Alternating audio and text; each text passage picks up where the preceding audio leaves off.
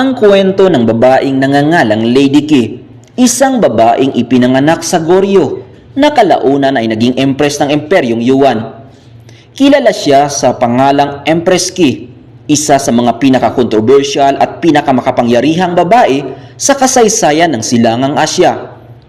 Sa kasaysayan ng Silangang Asya, kakaunti lamang ang mga babaeng nagawang baguhin ang takbo ng isang imperyo. Isa sa kanila ay si Empress Ki, isang babaeng isinilang sa Goryeo, ang sinaunang Korea. Ngunit kalaunan ay naging pinakamakapangyarihang babae sa Imperyong Yuan ng mga Monggol. Ang kanyang buhay ay puno ng paghihirap, matinding pagsubok at walang katapusang pakikipaglaban para sa kapangyarihan. Noong ika-14 na siglo, ang Goryeo ay nasa ilalim ng impluwensya ng Imperyong Yuan. Bilang tanda ng kanilang pagsunod sa mga Monggol, obligado ang Goryeo na magpadala ng mga kababaihan bilang tributo sa palasyo ng Yuan. Ang mga babaeng ito ay kilala bilang Gongyo o tribute women.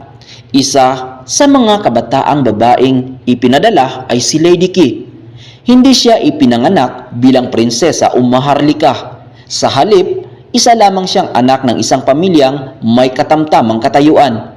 Ngunit taglay nito ang pambihirang talino, kagandahan at kakayahang makibagay sa mapanganib na buhay sa loob ng palasyo. Pagdating niya sa kabisera ng Yuan, nagsimula siya bilang isang ordinaryong lingkod. Napakahirap ng kanyang kalagayan dahil napakaraming kababaihan ang naglalaban para mapansin ng emperador. Marami rin ang naging biktima ng intriga, paninira at pagpatay. Sa kabila nito, unti-unting nakuha ni Lady Ki ang tiwala ng emperador na si Toghon Timur. Dahil sa kanyang talino at pagiging maingat sa bawat kilos, mabilis siyang umangat sa ranggo ng palasyo.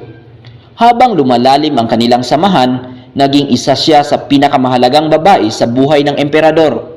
Kalaunan ay isinilang niya ang anak na lalaki na magiging tagapagmana ng trono. Ngunit hindi naging madali ang kanyang pag-angat. Maraming maharlika at opisyal ang tumutol sa kanyang impluwensya dahil isa lamang siyang babaeng nagmula sa Goryeo. Para sa kanila, hindi nararapat na magkaroon siya ng malaking kapangyarihan sa Imperyong Yuan. Sa kabila ng matinding pagtutol, ipinakita ni Lady Ki ang kanyang husay sa politika. Sa kabila ng matinding pagtutol, ipinakita ni Lady Ki ang kanyang husay sa politika. Marunong siyang bumuo ng mga alyansa at suportahan ang mga taong magiging kakampi niya. Unti-unti niyang napalawak ang kanyang impluwensya hanggang sa maging isa siya sa pinakamakapangyarihang tao sa buong imperyo.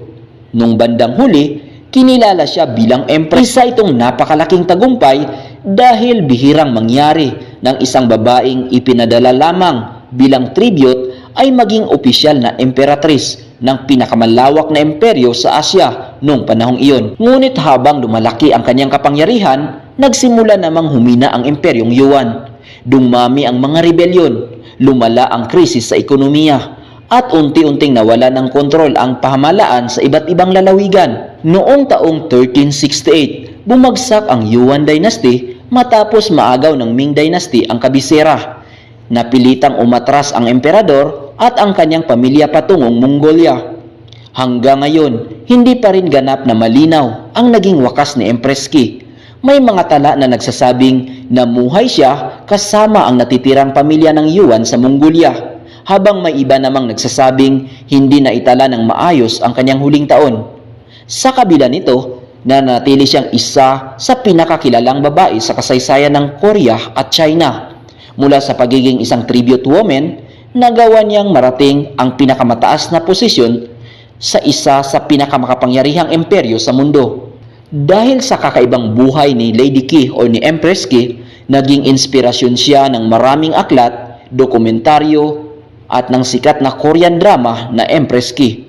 Gayunpaman, mahalagang tandaan na maraming eksena sa drama ang kathang-isip lamang. Ang tunay na kasaysayan ay mas nakatuon sa kanyang pag-angat sa politika kaysa sa mga kwentong pag-ibig na ipinakita sa telebisyon. Ang kanyang kwento ay nagpapatunay na sa gitna ng kaguluhan, digmaan at intriga, may mga taong nagagawang baguhin ang kanilang kapalaran sa pamamagitan ng talino, tiyaga at matatag na determinasyon.